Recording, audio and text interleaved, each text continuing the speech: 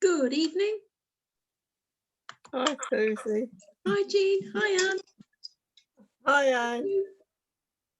Here we are. I'm on time this time. How many more of these have we got? I'm just trying to think. Can I manage to be on time for the rest of them? Well, this is Until 5. Till the Yeah. 15th of April, Anne. Oh, well, we've got plenty. I'll make sure I'm on time then each time. Oh, It's good to see you. yeah, good to see you. Did you have sunshine today like we did? Oh, yeah. Oh, it's been- brilliant. I've been sitting outside in the sun with a castor oil pack on. What you Oh, think of that? wow. Hi, Yeah, hi, Bridget. yeah. Hi, Anne. Hi, Jean. Hi. Bridget. How are Have you? Thank you you. had- You had a good day? I have thank you of you. Yes, Hi, I Liz. walked. Hi. I walked 6 miles this Hi, morning. Lou.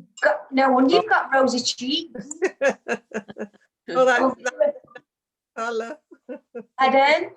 It's quite a natural colour. You only look. You look like you. What's the word? Blooming. Blooming, yes. Yeah. How are you, Liz? Yeah, all right. Yeah. Yeah, the sun's been shining here, so that's quite good. Yeah. Yeah. Only, Same here. I can only see your nose and your glasses, Liz. Oh, that's better. That's better. That's nice. You're doing a Kilroy. Yeah. The corrector. Yeah. So you've had sunshine in Dusseldorf then? Yeah. Yeah, it's quite pleasant. I mean, it's not going to last forever, but at least, you No. know, it's We've got full sun tomorrow where I live. So yeah, I'm going to take a picture of it so I remember when it was. You've got to get out in it, haven't you? When it's there. Definitely. Well, A few days before it was torrential rain. But That's today it's beautiful. Yeah, absolutely beautiful. That's why I went walking, Anne. Yeah, got to make the most of it, haven't you? Yeah, Get your vitamin D and K, hey? that's right. Nice. Yeah. Get out there. I thought, shall I get the vacuum cleaner out or my trainers? Oh, No. Trainers. Definitely Great. trainers. no choice. Hi, Bridget. Hi. My husband used to say, if there's a choice between staying in and going out, I'll go out every time. Yeah. My motto. How are you, Hi, Emily. Bridget? Great. Good, good. Ready for takeoff. Well, no, they've taken, they use my laptop today and, they just leave it, or my iPad, and it's out of charge. So I have to run around trying to get my charging, Right. The pleasure of having children. Yeah. Count to 10. Nothing is your own. This is called my piece of kit. It's mine. Nothing's yours when you've got children. Nothing's mine. No, it's all sharing. Yeah. Yeah. Normally it's not too bad, but anyway, today. Yeah. How's everybody? Right, thank you. grand. We've all Yeah. enjoyed the lovely weather, so that cheered us up. Very nice, isn't it? What temperature have you got there? Well, I sat out in the sun. I don't actually know what temperature it was, but it was beautiful. Yeah, it was lovely. didn't I have sat out for an hour in the Oh, sun. no. I've got a very sunny house. I'm very lucky. If there's any sun around, it's on the house. Going to be there. Yeah. And yeah, it wasn't quite warm enough to sit out here today. If you No, could catch an area, there was a cold breeze, wasn't there? The sun was good, but there was a cold breeze. I went out without a hat, but I had one in my rucksack, and I soon stopped and put it on. Well, I did. I just had on what I've got on. It was that warm, but it is a very sunny house. It gets the sun in the morning, and then the sun on the patio outside in the afternoon.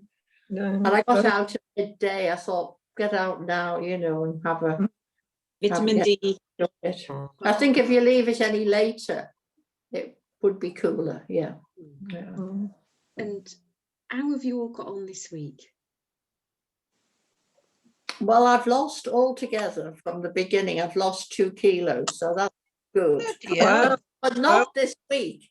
That's, you know, since the beginning of this. Yeah. So Over I'm quite 4 pleased weeks. with that, yeah. Yeah. And my knee is feeling a bit better. I wish I could walk like you, Jean. I used to. I used to walk 5 miles a day, but unfortunately, I was looking back on the notes and I think my poor old joints, you know, were deprived of water or something, you know, Yeah. water and oil. So they're all a bit of a mess, really, but never mind. Do our best to alleviate them at the moment. Yes. Yeah, you can only maintain what you've got. Yes. Yeah. Yeah, definitely. Any thoughts from last week? Well, one of the things you said to me, I think it was probably to my personal one, was what do you want, you know, from your health? And my main consideration is to try to keep my brain working. And I really have cut sugar out. I virtually don't have any now. That's only for the last 2 weeks. So it's Brave New World and Brave New Words. And I've cut tea out. I never had coffee and I never drank. But that's my main thought, is I don't want to lose my marble. Yeah. Yeah. I mean, you youngsters aren't even thinking on these lines, are you? But, What you say? Yeah. I can't remember. Yeah. so that's my main aim. I'll tell you what did sort of stand out to me. I think it was on the sugar when you said something about the brain has to get the nutrients and the water, but trying to get everything up to the brain, you have to have the capillaries and arteries expanding. Is this right, or have I got it? Yes, if the blood sugar drops, Yeah. then in order And to I- keep the right blood glucose supply to the brain, the vessels will expand. And I Yes. thought that I've got to keep my blood sugar stable, really, because that would be where you could have a stroke, wouldn't it? Yes, When you're old, it you would know, be a when you're contributing when factor. all your body's old, you know, Yeah. and your capillaries are old and everything. Yes. And it's all in my family, you see, strokes. So, you know, that's my genetic inheritance, really. So it has made me determined, you know. I'd like to go out with my marbles intact. Yes. Yeah. Well, you're right, because there's 2 things there. One is keeping the blood vessels elastic enough to expand when needed for blood volume. And secondly, the other thing is that you're not wanting to get the pH wrong, so that you're building up plaques in the arteries. Yeah. And they're narrowing, and they can't expand. So it's all of those contributory factors, and the blood sugar would be one of them. Yeah. Yeah. So I thought, trying to cut sugar out now for the rest of me. This is Brave New Words after 2.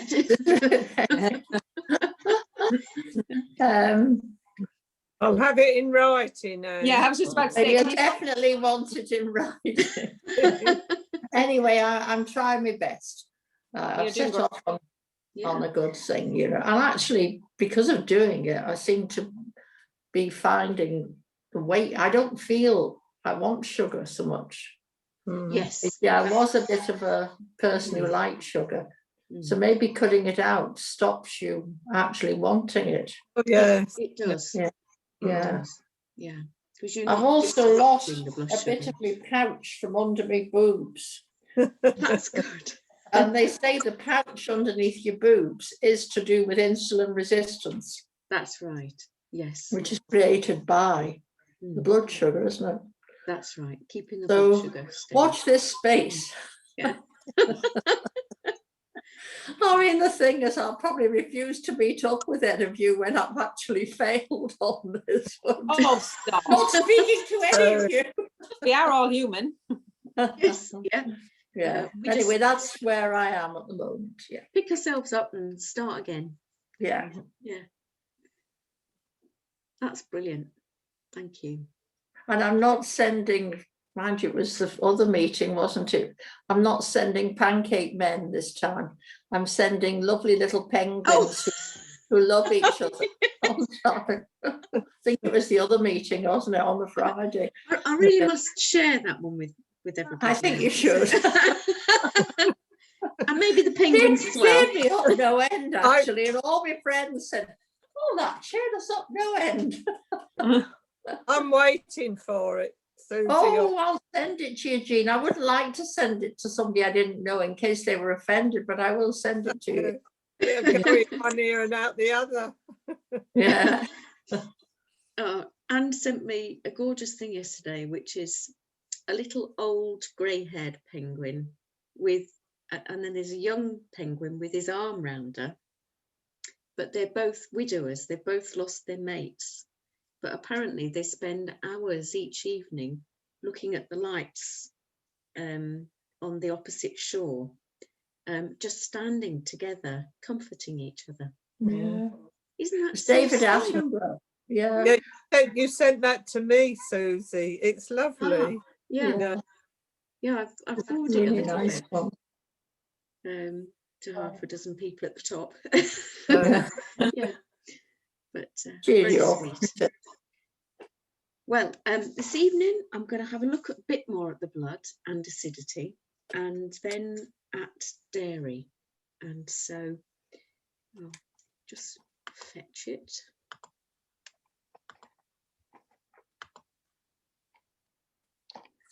And it plays ball. Oh dear. Hang on a sec. It's not talking to me again. Try again.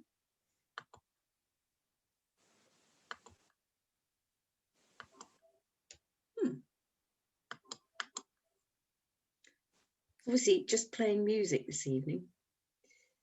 Let's get rid of that one. Right. So, any thoughts about wheat this week? Did you try anything new on that front? I don't have wheat, Susie, so I don't have No. wheat. So. No? No, I know a lot of you don't. I just wondered if you tried anything new. oh, Not on the I- week. I'd been to Costco's on Friday and I bought some wild caught tuna, and I cooked a tuna steak last night in garlic. Oh, it was delicious. Ooh, yeah, that sounds nice. Yes, Mm. yes, it was nice. Mm. So yes, I was pleased that Costco's had got the, well, I bought the wild salmon, the wild tuna and the wild cod. So I'm a bit fishy now. That's great. Thank you. Lovely source of omega-3. So your blood, you've got about 5 litres circulating at any one point, and I've probably already said that your blood passes through the liver about every 3 minutes, and exactly the same for the heart, of course, because that's what is driving it. And so every 3 minutes the liver is filtering your blood, and every 3 minutes the blood is passing through the heart. And the heart is beating 100,000 times a day in order to manage that. And with each pulse, it pumps about 2.3 ounces or 73 ml of blood each time. 8 tons of blood a day. So your red blood cells are delivering oxygen to your body's cells and removing the waste from them and carrying them away, including the carbon dioxide. And really, your blood is one of the keys to holding your ideal healthy weight, because it's dictating your internal environment at any one point in time. If you're eating acid food and drinks, then the blood will be acidic and your body will be acidic. Whereas if you're eating an alkaline diet predominantly, then the alkaline food and drinks will make an alkaline blood, an alkaline body, and build healthy cells, because basically it's your blood cells that support your body's cells in their health.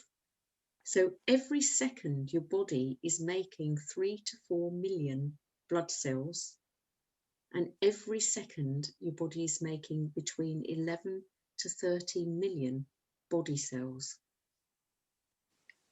It's just mind-boggling, the figures, aren't they? So when you're eating alkaline foods, they're high in electrons and they help you build these healthy blood cells in the first place, which help you build your healthy body cells. And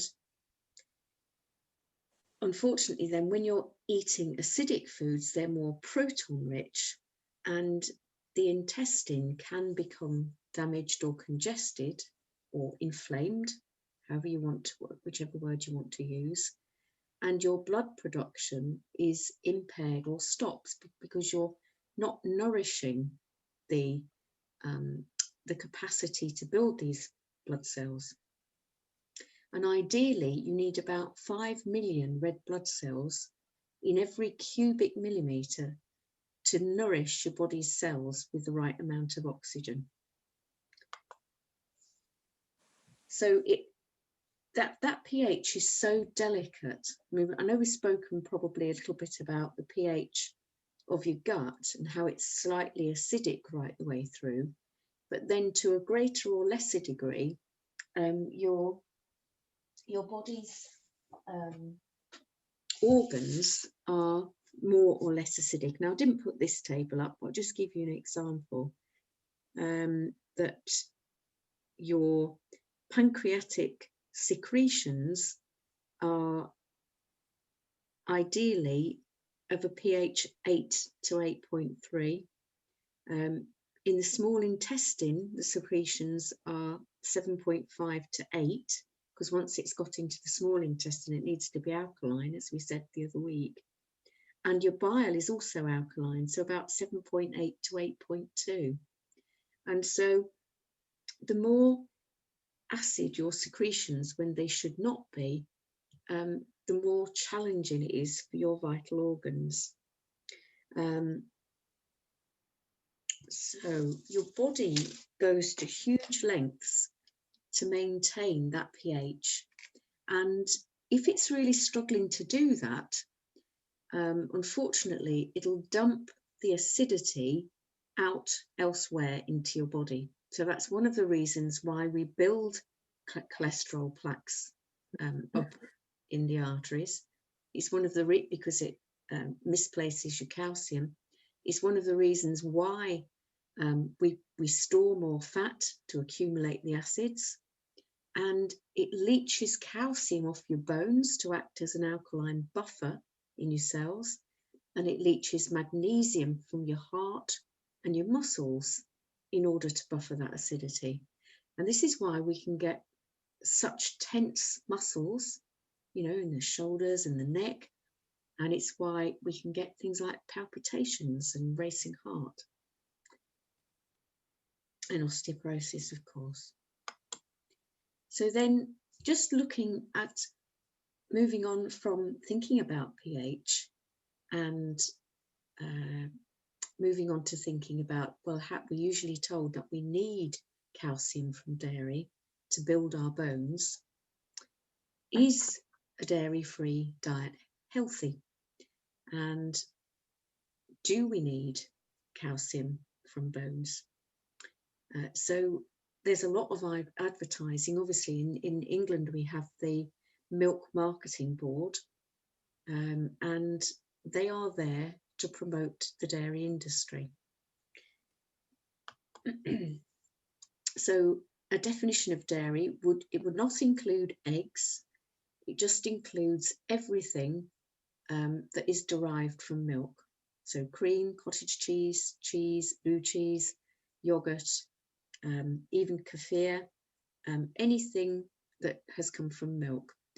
But if you think about your yogurt and your kefir, at least they've been fermented, which helps make them easier to digest. And also, originally, when people collected milk from their cows, they would have drunk it raw. They wouldn't have pasteurized it. They wouldn't have homogenized it. And so the original enzymes that would help digestion were still in the milk. And you can now buy raw milk in some places. And the thing about raw milk is, because it's got those enzymes, they are there to help a baby, well, a calf, digest the milk. And what they found was that if they gave pasteurized, homogenized milk to calves, they were dead within 6 weeks because they didn't have the ability to break the milk down. They didn't have the enzymes there, and mum's antibodies were not coming through. Everything, if you pasteurize, is really destroyed. So what do we use calcium for? It's one of our main electrolyte minerals, and we use it for managing part of the nervous system function. It relaxes the nerves. So where sodium will tense the nerve as the message travels along, calcium will then relax it. Obviously, one of the biggest places, I think it's 90+% of our calcium, it might be 94, I'm just trying to remember the exact percentage, is in our bones and our teeth. But then also we have a certain amount of calcium in the blood, and we use it for clotting if needed, if we've had an injury of some kind. And we also, and obviously if there is some sort of clotting message coming into the body, for example, a very high fat meal can cause quite a bit of blood clotting. And also we use calcium in the blood for helping to manage the blood sugar. And these are tiny amounts though. And then we've also got some calcium used for the actual rhythm of the heart, and that is alongside magnesium, sodium and potassium. All 4 of the electrolyte minerals are used for the rhythm of the heart, not the actual pumping, which is magnesium and calcium, but that electrical pulsing rhythm that manages that aspect of heart rhythm. So, well, one of the reasons dairy is so much of a problem for the human body is it's got a very different makeup to human milk. It's much higher in saturated fats and much lower in our essential fats. And so that's because it needs to build a calf into a cow into between 1 year and 2 years. Whereas a human baby, of course, will take from 0 to 18, 19 years to become fully grown. And there's also the fact that the casein protein in milk, just like gluten in wheat and gliadin, is equally difficult to digest for some people in particular. And the lactose sugars can also be something that people are allergic or intolerant to, or you know, have some sensitivity to. Now, one of the difficulties as well with dairy for humans is that it can be very mucus forming, particularly in the respiratory system, but to a certain degree in the digestive system as well. It can be quite mucus forming. But it's known for a lot of people to cause an allergic response. And so the kind of things you would see would be allergic hay fever, and allergic asthma, even hives perhaps for some people. Entirely depends on the sort of genetic makeup of that person and what else is going on for them as to what kind of allergic response they'll be getting. But the dairy, the protein in dairy is much higher than it is in human milk as well. And in human milk, in human breast milk, you'd probably be surprised to know that the level of protein is only about 1.8%. It's very, very small. But yet a baby will double its weight in 3 months and triple its weight in a year on that amount of protein. And the fats in the milk are about 5%, the essential fatty acids in human breast milk.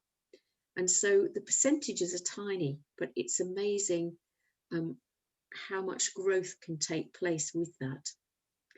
And so, unfortunately, because the protein levels are high in dairy milk, it causes calcium loss from our kidneys, as do other high protein foods when we eat too much of them.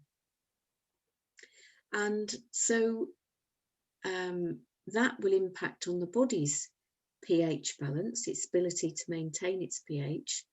And dairy is also high in sodium. It's naturally high in sodium. So that contributes to misplacement of calcium at the same time.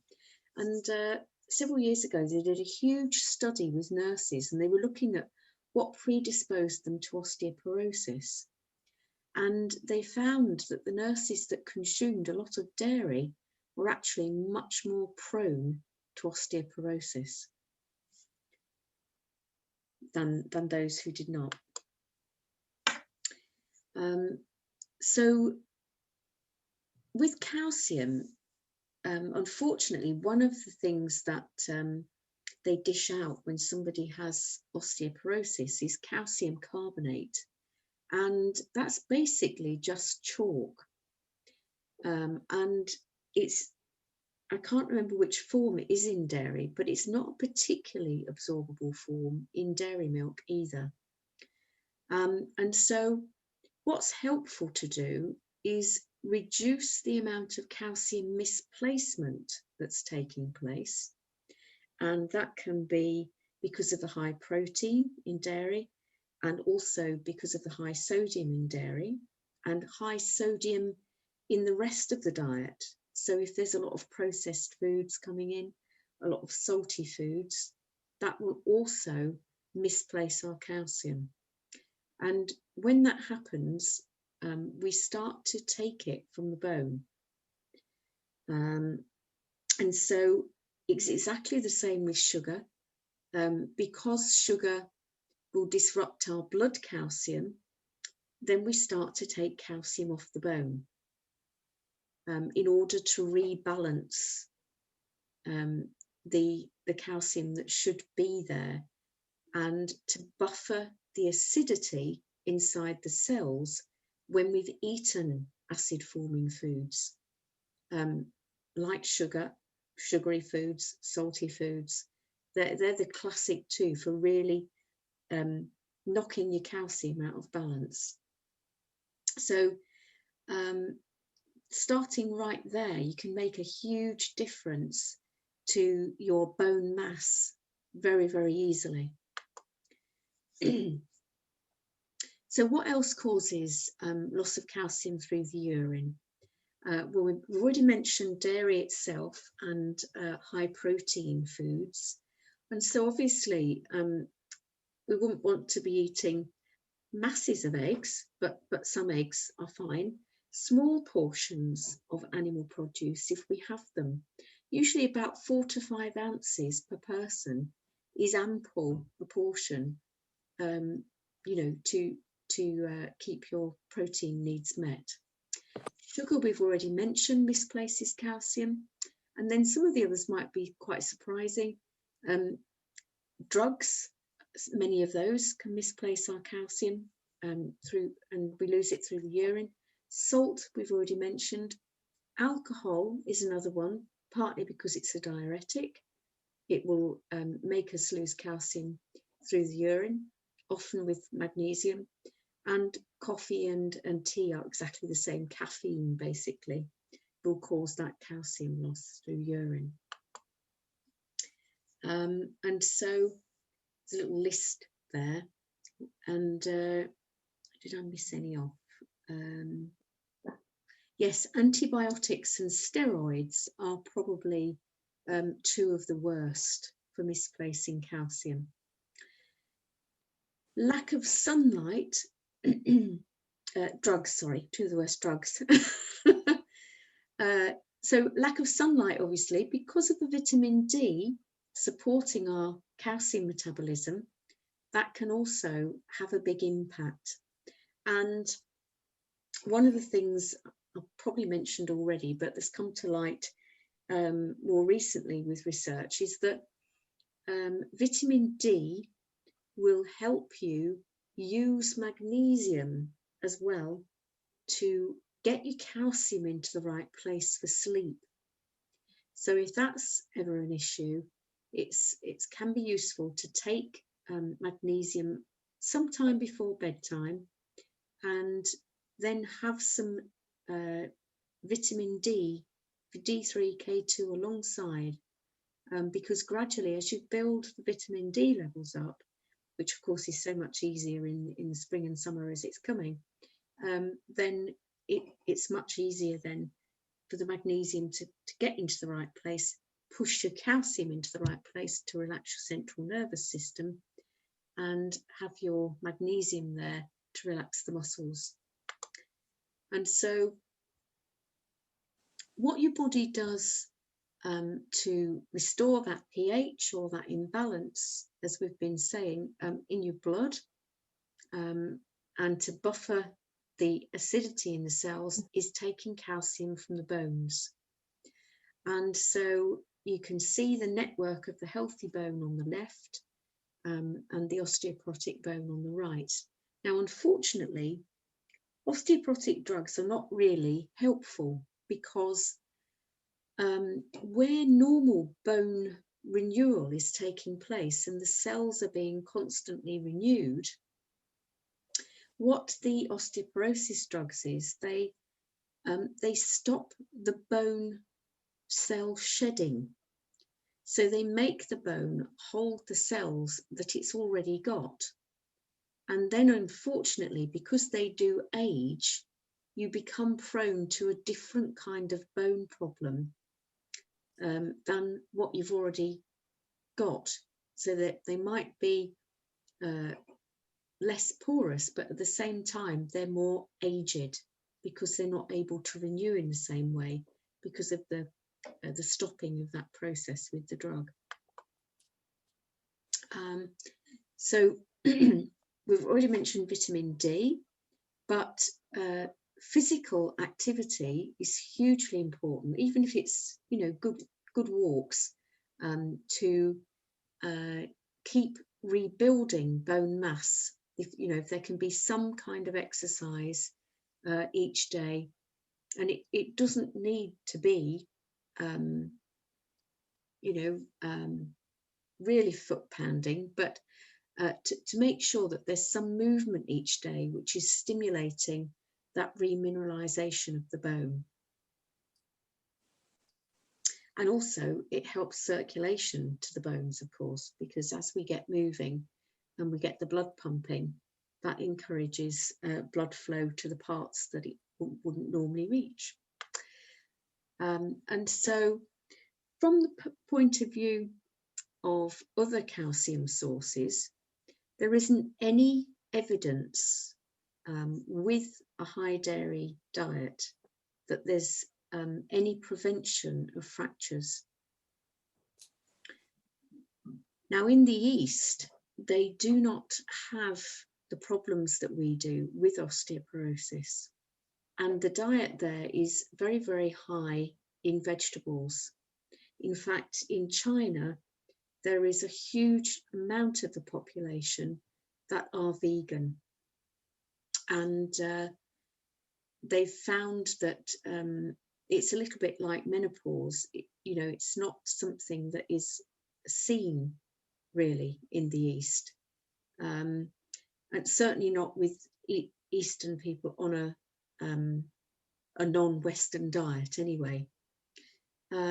It's also thinking about foods as sort of looking at them and thinking, well, are they going to rob me of calcium, or are they going to help me get calcium onto the bone and where it needs to be? And so the more alkaline the food, the more opportunity it has to help you put your calcium back on your bone. And your green leafy veg are absolutely crucial for that, because you're back to that chlorophyll molecule that is high in magnesium. And the chlorophyll, you know, the more green something is, the more chlorophyll it has, the higher the magnesium that's there. So things like kale, your spinach, your broccoli, your Cavolo Nero, all of those really dark green veggies, and things like blue purple sprouting, which is coming into season now, are really high in magnesium, which helps you push your calcium into the right place. So what they do know from research is that when we have the high calcium intake from dairy, it interrupts vitamin D conversion to its active form. And again, it's not the right kind of calcium that we need to convert calcium to the active form, citriol, that we can use then for bone, as a hormone, for so many things, including immunity, including managing sleep, and so many other activities that we need. And also, unfortunately, dairy milk is high in something called insulin growth factor 1. And IGF-1, they do know where it will help a calf grow into a cow very, very quickly in something over a year. What it does in the human body is it contributes to creating more growth in our reproductive areas. So for males, prostate, and for women, in breast and ovary. So it is a known contributor to cancer. as is high protein. And this is what a lot of the China study research is based on with regard to, for example, the vegan diet. So I'm not suggesting that we all have to be vegan all of the time, but what they do know is that, you know, it's that high protein content again that we were looking at. Now, unfortunately, milk can neutralize stomach acid in milk products, and when it does that, it makes it much more difficult for us to digest a meal. And that's one of the things that can make dairy very mucus forming in the gut. And again, that excess mucus can coat your intestinal wall, just as it can with the sort of glue that you get from trying to digest wheat. And again, it can cut down our absorptive ability in the gut. and that can contribute to that feeling of, you know, malaise or tiredness, and contribute also to a lot of nasal drip, sinus issues, neuralgia, phlegm in the throat, all of the kind of signs of you'd see of a lot of mucus production and really poor absorption. And of course, once we start to absorb poorly, because basically we're digesting poorly, then we're not going to get the nutrients that we need from our diet.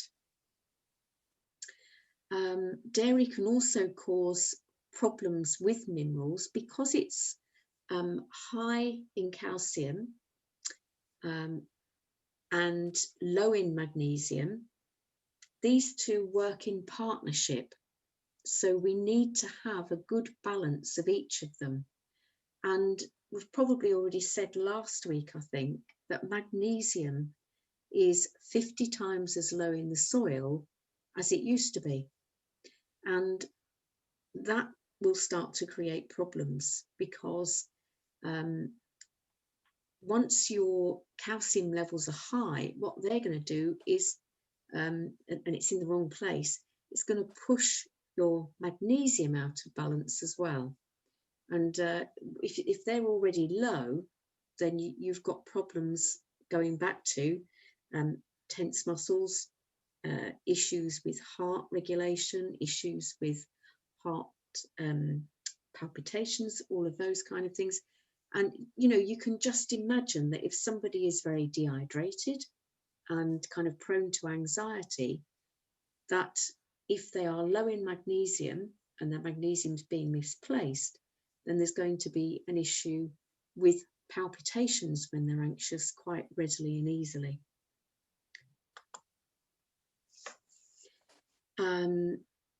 About 10% of asthma cases link to milk as a contributing food allergy.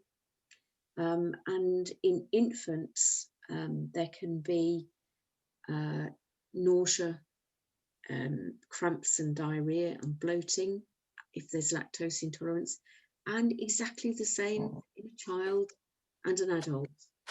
All those symptoms hold true. But you know, and some people, unfortunately, can find themselves tolerating things relatively well as they go through infancy, their childhood, and then they'll come into adulthood and maybe life becomes more stressful. And I've met a lot of people sort of in their 20s that have, you know, had stress over jobs and this kind of thing, and moved into a picture with IBS, with irritable bowel syndrome. And that intolerance has probably always been there to a degree when you look back at the case history, but it's really become very prevalent, perhaps once they're doing their studies at university, or they get issues with finding work or with work itself. They've gone into something that they find they don't really enjoy. And I've seen a lot of that situation. So unfortunately also the IGF-1, if the milk produce is given to an infant, it can set up an autoimmune reaction in the body to the dairy protein, and that starts to destroy the insulin producing cells of the pancreas. And obviously type 1 diabetes, you often see coming up in childhood and teens, but I've also, you know, do also see later on with that people have developed. And it's just taken somewhat longer for that autoimmune reaction to actually take place. There usually be some trigger for usually stress of some form, or drugs or something like that that's set it off. So dairy products can be a leading culprit in other problems. We've already mentioned IBS. Also can be an issue like wheat in being unable to lose weight, because there's constantly that background noise with the immune system that is creating a difficulty with metabolism, and also the immune system's on alert all the time. And additionally, the acids from dairy will again start to make us store fat, because the fat is there to hold the acid wastes. And it can also create difficulties with our amino acid metabolism as well, can dairy. So what happens when we start to misplace calcium? Well, one of the things that happens is that some of the bones may start to thin and lose their mass.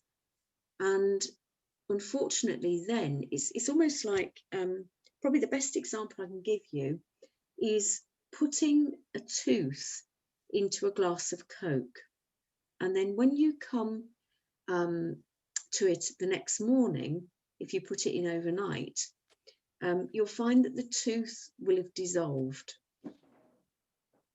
And all that you're left with in the acid is the dissolved calcium. And really, this is what's happening when we're taking calcium off the bone, because the pH is too acidic. It's a little bit like imagining yourself being in a glass of Coke.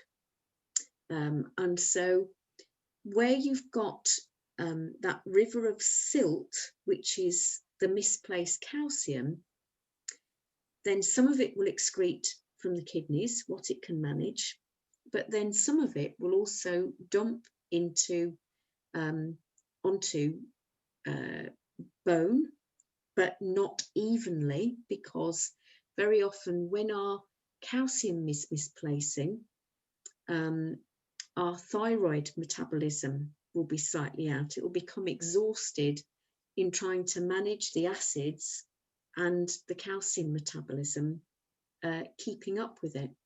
And so what happens is that we tend to get bony masses building up in the wrong place, like a bunion. People get bony nodules on top of the toes, on top of the finger joints, get lumps and bumps on their elbows and their knees. Calcium can go into the soft tissues and start to harden. Probably the least, one of the least problematic of those is perhaps the outside of a cyst, which can fill up with fluid. And then also, obviously, we can get things like calcium building up in the milk ducts, which is DCIS. It's a what they call stage 0 cancer. It's not actually cancer, but it's calcium in the wrong place. And then let me see, it can be a contributing factor in cancer, that hardening. So then what else can we eat? So oily fish is a nice source, but if you can get the bony fish, the little bony fish, like sardines, like pilchard. Sardines. Yeah. Did you say you love them or you don't like I them? love sardines. Oh, right. I actually woke up one night and I felt hungry and I came down and ate a tin of sardines. Just a wee midnight snack. when the lockdown was announced, I went out and bought about 20 tins of sardines. I would like them in olive oil though. I don't like them in tomato. Oh. Sorry. No, that's great. So nice source of calcium from the bones there, if you don't mind eating. They're very soft, and you don't really notice them at all. And then, of course, we've got things like chicken broth. When you're making your chicken broth, if you add a little bit of apple cider vinegar, that can take even a little bit more of the calcium off the bone. And your green leafy veg, we've already mentioned, is a lovely source of magnesium. It's also a lovely source of calcium. And you've got then things like sesame seeds. Now, sesame seeds are 11 times as high in calcium as milk is.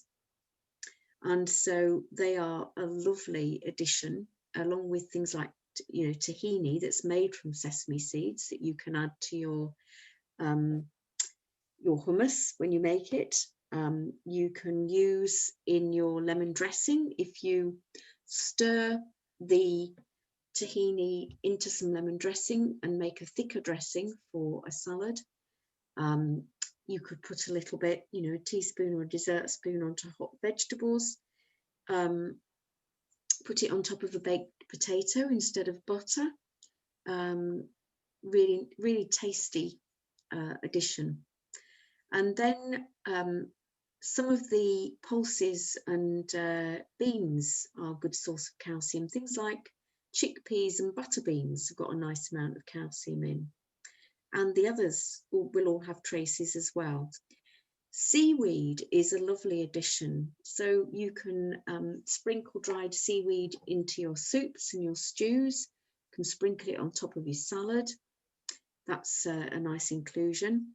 If you are going to use blackstrap molasses as a sweetener, that has some calcium in it. You know, if you wanted to use it, just trying to think, if you wanted to use it as a source of iron, for example, you could put a flat teaspoonful onto the top of a grapefruit. If you find grapefruits a bit tart, I just eat them as they are. But when you've got the vitamin C and the molasses together, if you've any concerns about iron uptake, then the vitamin C will help the iron uptake from the molasses. And molasses is a nice source of magnesium, got some potassium in it, B vitamins. I did read a molasses book once that swore that it would keep grey hair at bay, but as you can see, I've never eaten enough of it. So then we've got your nuts, which are a nice source of calcium. Almonds are lovely. So if you can, you know, you can make your own almond milk, soak them overnight, whiz them up with fresh water once you've given them a good rinse, and then you can strain them through a nut bag, or you can just eat your nut milk chunky, and that's lovely. Quinoa is also a nice source of calcium as well. So soy milk.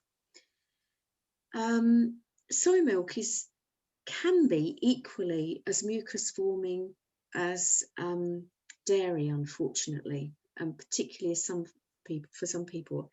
It's what the Chinese, they do say that it can be quite dampening.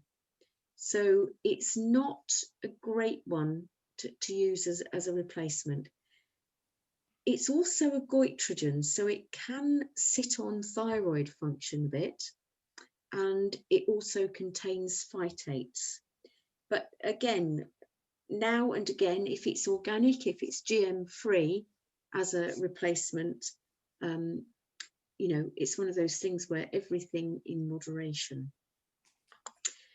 Oat milk is another possibility. Obviously, being a carbohydrate, then it's going to have some sugars in it rather than not. But of course, the oat milks are usually very dilute. And again, it's a nice source of B vitamins. It is also a goitrogen, but then cabbage is a goitrogen, and you know, your broccoli family is a goitrogen, but I would definitely would not say to you, don't eat them, because, you know, in the variety of the diet, then everything, a little of everything now and again, or every other day or every third day is going to be absolutely fine. Rice milk, I personally always think is too much, too high in carbohydrate, and they often add sugars to it when you buy it.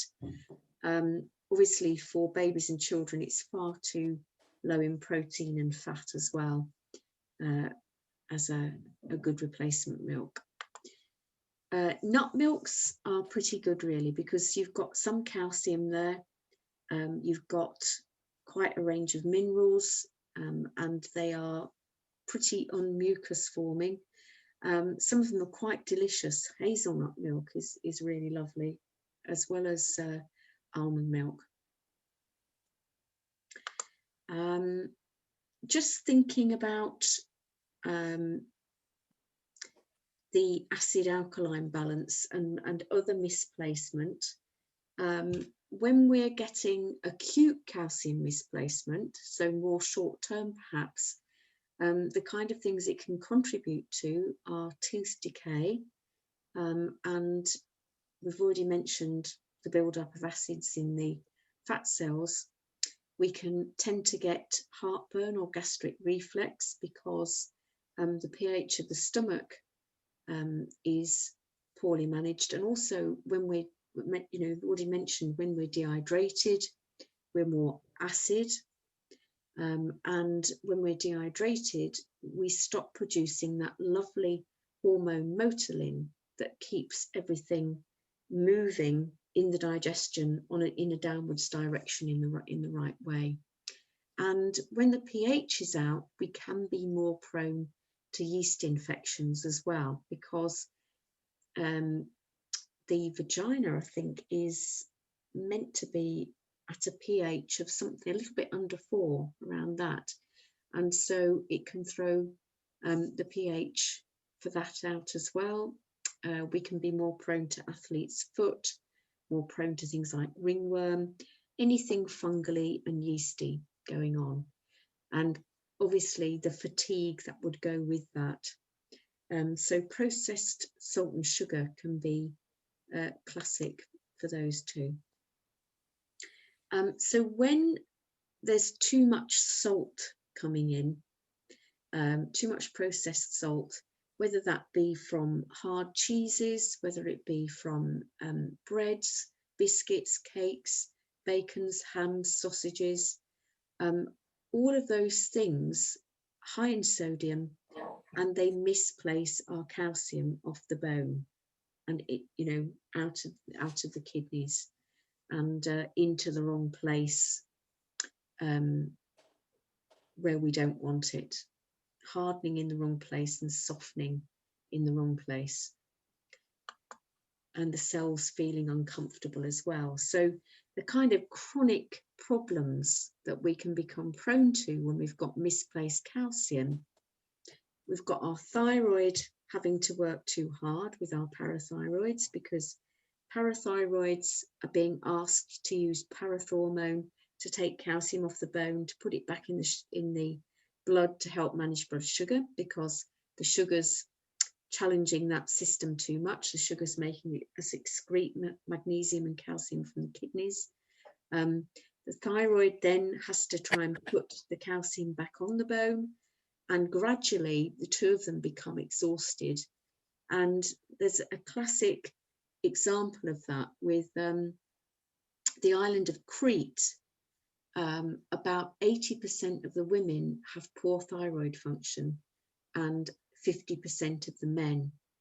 And it's partly because of the soils being low in iodine, but also because the diet is really, really high in sodium. So you've got things like the really salty Greek cheeses and salty olives and all of that. What tends to happen then when we're misplacing calcium is that it can bind up with cholesterol and form gallstones, if that's our genetic makeup and background. It can bind up with oxalic acid and form kidney stones. And, you know, I've actually seen that run in families with kidney stones.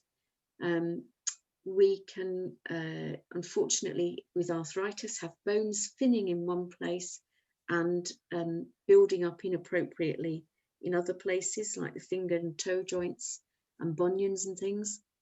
Heart issues, where we're building up calcium dumping in the arteries, are same thing for strokes, where it's misplaced calcium. It makes our sugar management very poor because of the fluctuating calcium levels in the blood. And we've already mentioned osteoporosis and cancer, hardening in the wrong places and the softening in the wrong places. We're just, you know, our pH being out will really start to challenge the hard tissues in the body and dump them into the soft tissues of the body. That makes sense. So then it is possible to make your own nut milks and oat milks. And again, if you'd like recipes for those, I can put some through. There's cashew nut cream as well, which can be lovely for breakfast. So if you soak cashew nuts, just an ounce of cashew nuts in water overnight, and then if you rinse and drain them the next morning, and then put them in a blender pot with a bit of water and blend them till they're smooth. And it makes a sort of, not cashew nut yogurt, but like a sort of creamy mix that you can put over fresh fruit. And it's quite a nice breakfast, that. Got a lovely recipe for a cashew nut pate that's with sunflower seeds and garlic that I can send. And I can also send recipes for fish and chicken broth, which is another source of calcium in a different way.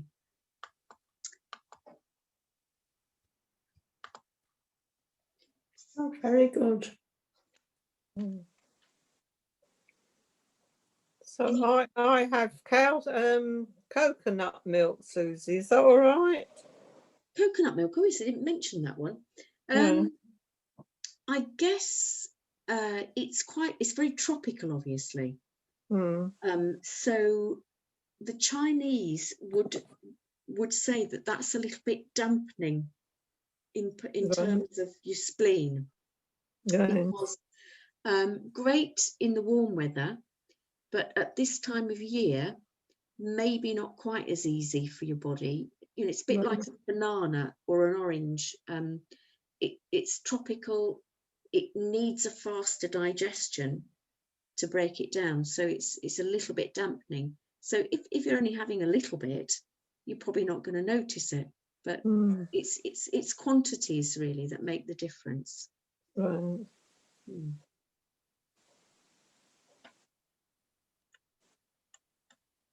So, you said about fruit there, Susie, about bananas and oranges. Should you eat certain fruits and foods at certain times of the year? Ideally, yes. It would be amazing if we could be as seasonal as we possibly can, and if possible, whatever's grown in our country. And we're really lucky because we've got the organic farm up the road where we can buy stuff that we know has been grown here. Whereas, you know, everything you can access from a supermarket will have come from all over the world, as well as all over the country. And so it's trying to make the focus of a meal local grown, seasonal, and then maybe adding in little bits and pieces that are going to add a little bit of extra nourishment, add some other colours maybe, but not in excess, so that the main part of the meal is what we can access locally.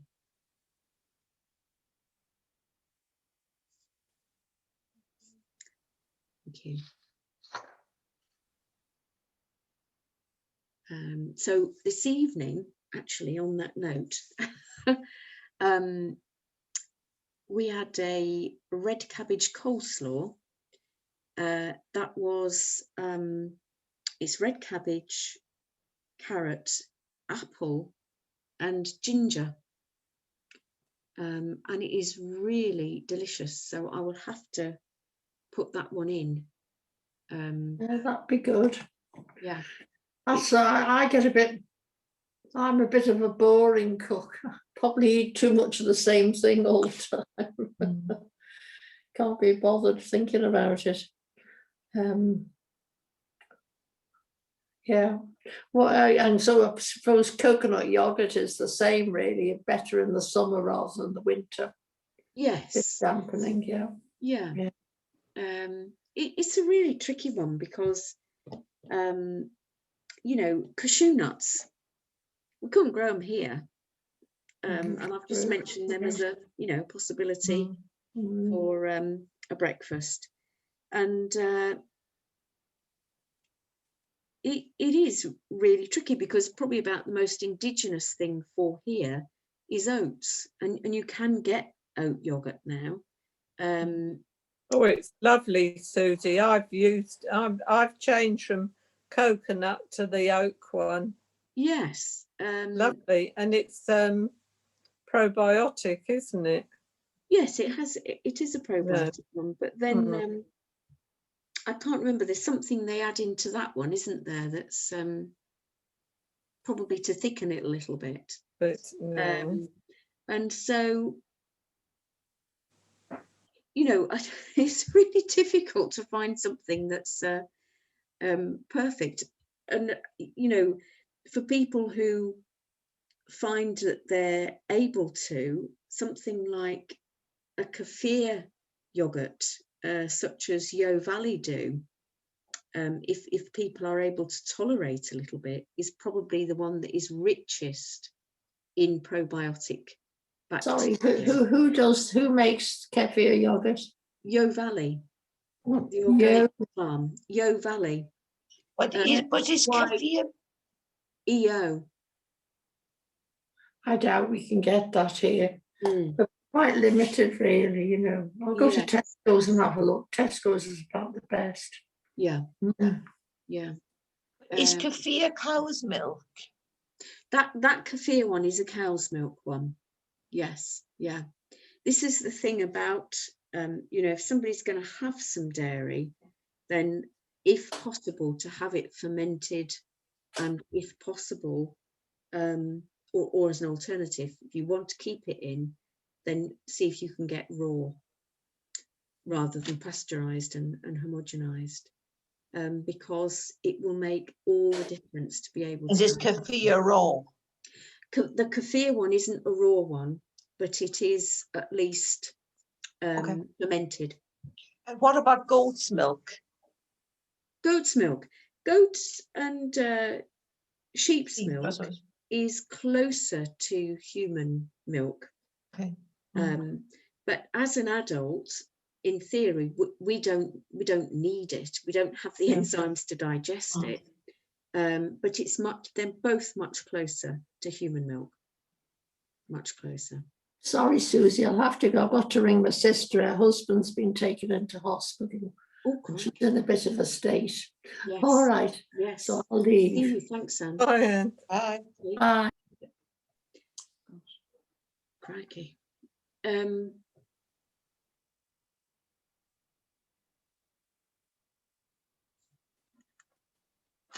Yes, sorry. Where were we? On the fermented cow's milk you were talking. Fermented cow's milk, yes. And so would you recommend drinking oat milk then? At the moment? Do you know what? This is really difficult. What? Shall I tell you what I do? Yes. I don't really have milk in anything much. All right. You know, I've soaked some buckwheat porridge tonight in water. Yes, yes. Well, no. that's it. And so if I was to make porridge, I would soak the oats in water, and I probably wouldn't really add any milk to it. I would probably add just a bit of fresh fruit. So I know, you know, sometimes people like to have something in a cup of tea or a cup of red bush or a you know, hot drink. So there are so many replacement milks that can be used. What I tend to suggest to people is don't have the same replacement milk all the time. Get a different one each week. Have oat milk one week, have nut milk the next week, have soy milk one week, have, you know, go through all of them. Yes. So that, you know, there's the soya milk, it interferes with the thyroid though, doesn't it? That is a theory if you believe that these foods that are high in goitrogens do affect the thyroid. It's not been the experience of the Japanese or Chinese, I don't think. But, and you know, it's one of those things where it's better to eat fermented soy rather than other kinds of soy. But when the girls were small, you know, and none of us could have dairy, I actually experimented, because I put more time then, with making soy milk and tofu quite successfully. And traditionally, that's how it's sort of made fresh in Japan, and people go and buy it from small shops, you know, if they want it.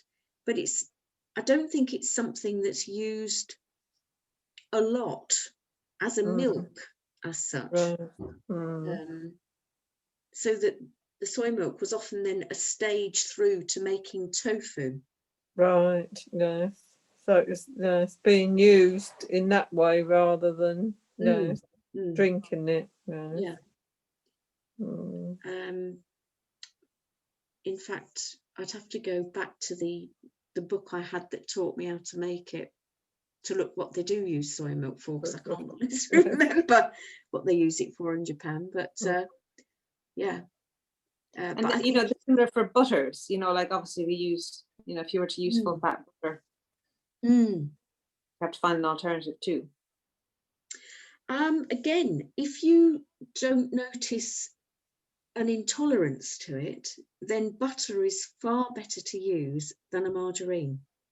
Well, that's what I've always thought, like in the latter years. So absolutely, yeah. You're saying if you put it in your potato, then it slows down, or does it do something to the potato? To the potato?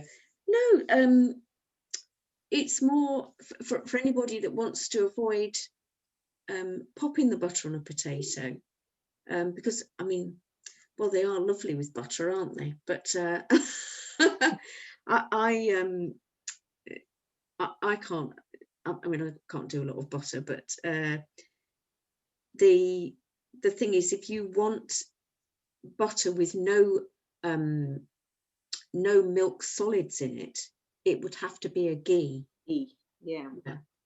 And that is pretty difficult to come by organic, certainly. But that way you would only get the fat of the milk then. Yeah, well, it's very easy to clarify butter anyway, if you wanted to use it. Yes, you can. You can heat it and lift the milk solids out. Yeah.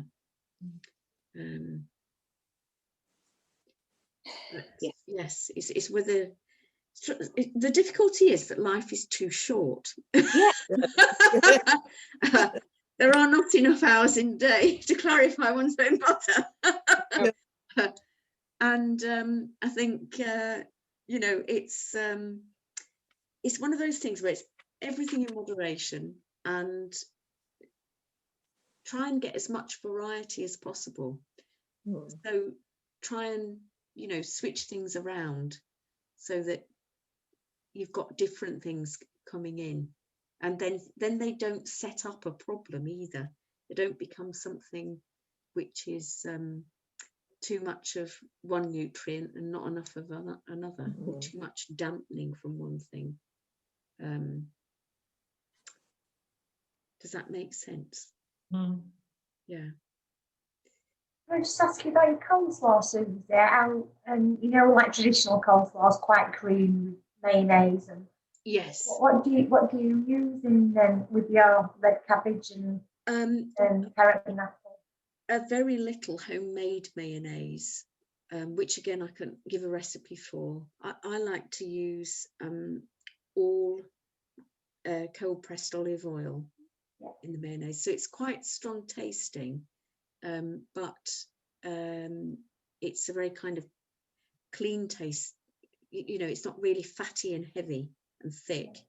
It's a little bit more runny, and use very little of it in the coleslaw, because what I would mostly make a coleslaw with is maybe a lemon dressing, rather a vinaigrette rather than a coleslaw.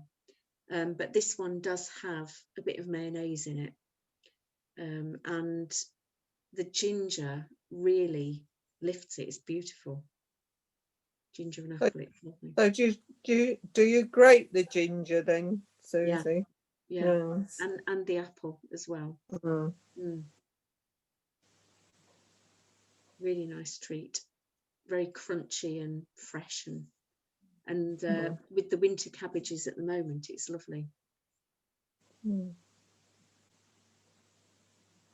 I remember the cashew nut cream you made for us once when we came to your house with the, Yes, it was nice. It was lovely. oh, yeah, gorgeous. Yeah, that is lovely.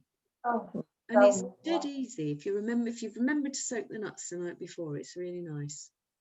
Really nice breakfast. Looking forward to having those nights again. Yeah. Yes. That would be good. Yeah. Liz, we used to go to Susie's for for a night's eating, and all sorts of recipes she used to do. Yeah. Yes, it was lovely. Yeah. We got spoiled, didn't we, Bridget and Deborah? Yeah. All healthy things, so it was all right. Yeah. Yeah. Nothing tastes as good as healthy stuff. Yeah. Well, You say so. Jesus. Oh dear. There was none left for Susie when we finished. Well, when I'd finished, sorry. Yeah. Well, you don't eat for a week before you go, don't you? You just save yourself. Yeah. Any other questions? Yeah, would you like to come and cook for me for a week? I know. Well, if everything goes pear-shaped, I might have to hire myself out. You know, going back to the green leafy veg and stuff, you know, I mean, it's obviously wheat, but what about wheatgrass? Because that juice, you know, the green, that's fairly a shot of that. I'm sure it's got more chlorophyll in than. Yes. But no, that's a really interesting one, isn't it? Because when you grow the wheatgrass, then it'll have used a lot of nutrients from the seed in order to make the leaf. And the leaf isn't something that's going to be high in gluten. So because some of that protein will be used for the growth anyway. And so it becomes an entirely different animal, if you like. And this is why, fresh mung bean sprouts, for example, are so lovely, because we were talking about them the other day, weren't we? Yeah, I haven't really sprouted. It's not something I've experimented with at all. So you were going to give us some info on how to. I've taken some photos over the last couple of days, and I'm going to put some great in the thread. And so when you sprout beans and pulses and seeds, then their B vitamin content can increase up to 1200%. Wow. And their protein content can increase up to 30%. So they become much, much more nutritious once they're a little green vegetable that's freshly grown than they are when they're a dried boiled pulse. Yes, it's a lovely way of growing your own veg on your windowsill. And then and I was really astonished the other day because I made I'm going to post another soup this week, which is chicken noodle soup, and that you make from your chicken broth, so that's a nice source of calcium. And my granddaughter came for lunch, and she loves chicken noodle soup, but I put a dish of mung bean sprouts on the table, and she said, oh, you know, her soup was too hot. So I said, well, have some sprouts first. And I poured some onto a little dish for her. And she tried one, and she ate the whole dish full, and she said, want more? So she had another dish full. And I was like, oh, wow, this is fantastic. And then we said, well, and she wanted a third. So I said, well, eat your soup. Then you can have some more, because I thought she's not going to eat the soup at this rate. But it's that they are just so yummy and crunchy and fresh tasting. And you only need to sprout them for about 3 days, and they are fine to eat.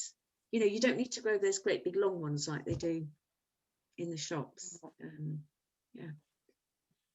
But yes, so that's another nice source of nourishment, fresh sprouts. Anything else about the calcium? Let me just scribble those down.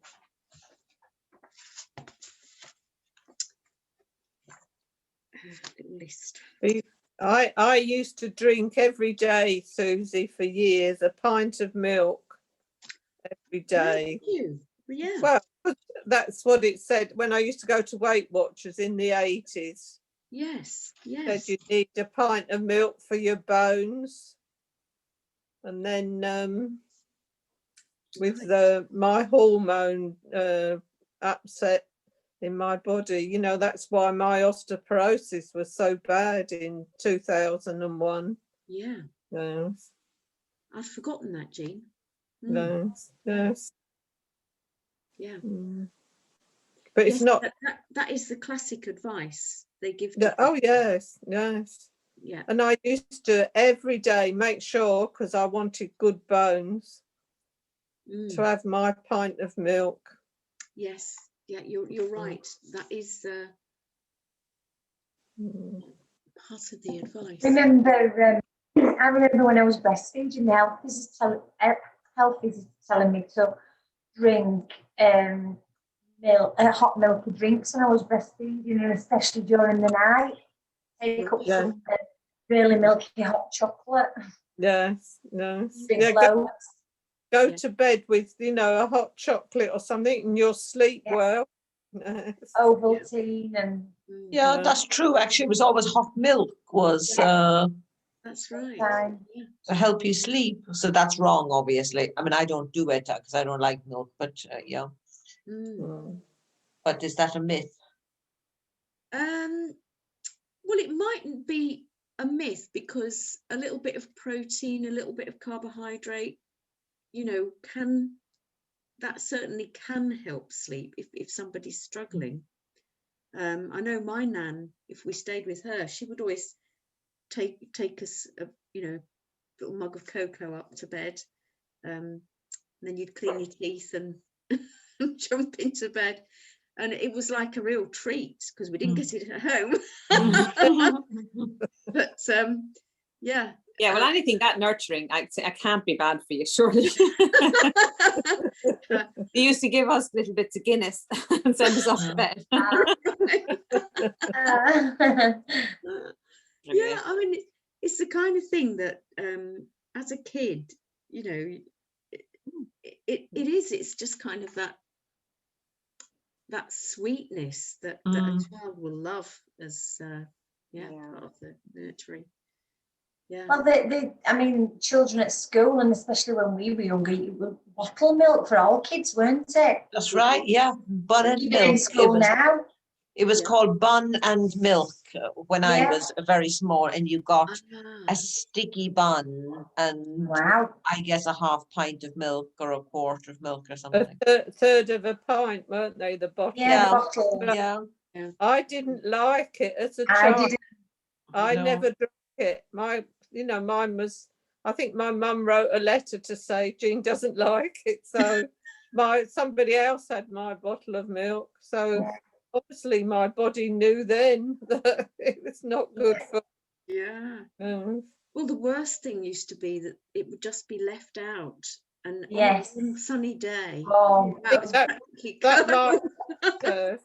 that Yeah. might have been it, that it was warm milk. I don't know, but I Mm, never had it in infants and junior school. Yeah. mm. I remember There's- it in a bottle with a silver top, and there was like the top part was like really thick creamy, Yes. and then the rest was watery. Mm, Mm. And the top bit that you drank was so thick and sickly. mm. Yeah. We didn't get You didn't get it. no, if you didn't milk the cow, you didn't get it. Yeah, really. I know they didn't have milk and stuff at schools. No.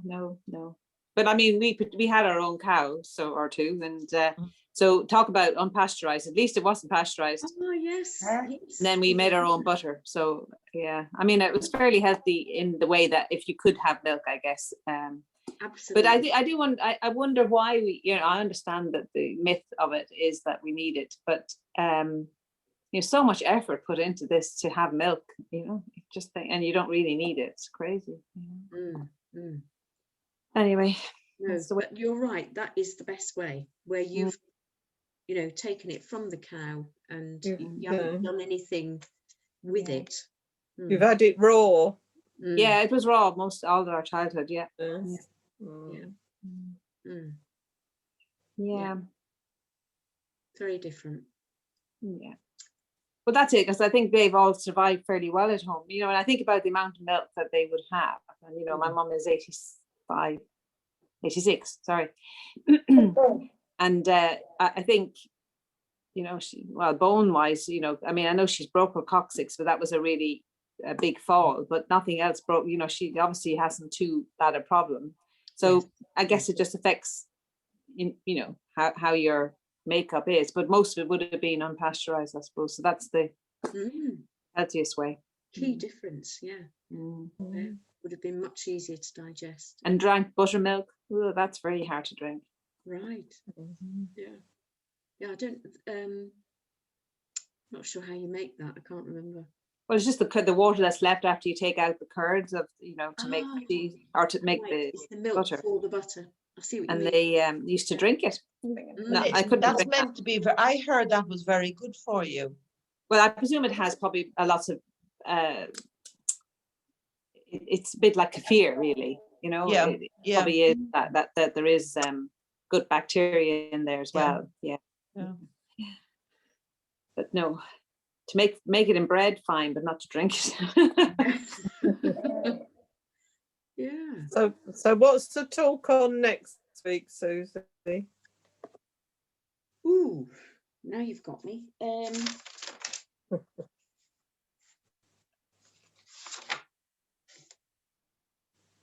Get back to you. It's fine.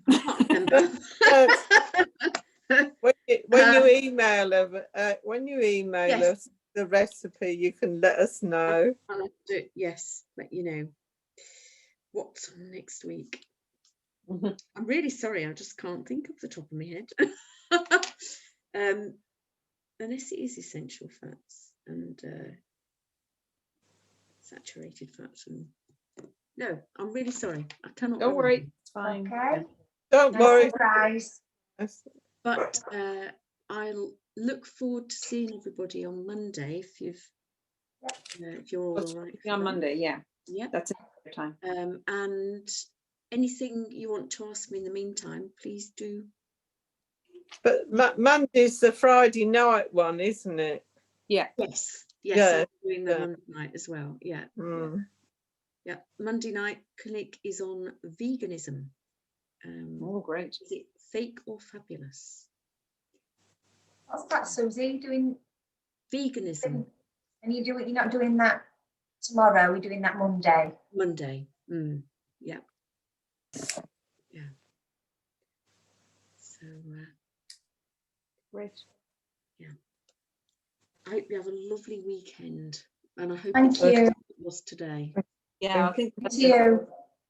It's supposed to be sunny. Yes. Yes. I had a lovely card came today with a little baby on it. Ah, very good. Finally. oh, that's lovely. Yes. How's she doing? Is she all right? Yes, good. Wow. Yes, bunny. A little bit colicky and a little bit rashy at the moment, but Lisa knows what caused it, so hopefully it will go soon. Is that something she's eaten then, Susie? Something Lisa's eaten, yes. Yes. That she shouldn't have done. But I didn't say that, she did. Yeah. Was it milk? Yeah. Was it milk? Yes, Oh. milk chocolate. No. So, Comfort food. yes, Oh, bless. yes. Mm. Oh dear. Yeah. Mm. Wow. Shows how sensitive she is then, really, the baby. Yes, the whole family. Yeah. It's a bane of our lives. Never mind. Yeah. Thank you, then, Sue. Thank Thank you. you. Thank you. Thank you. Bye, Thank you. everybody. See you next Everybody. week. Thank Have a you. good See you Thank next Thursday. Bye. Bye. Bye-bye.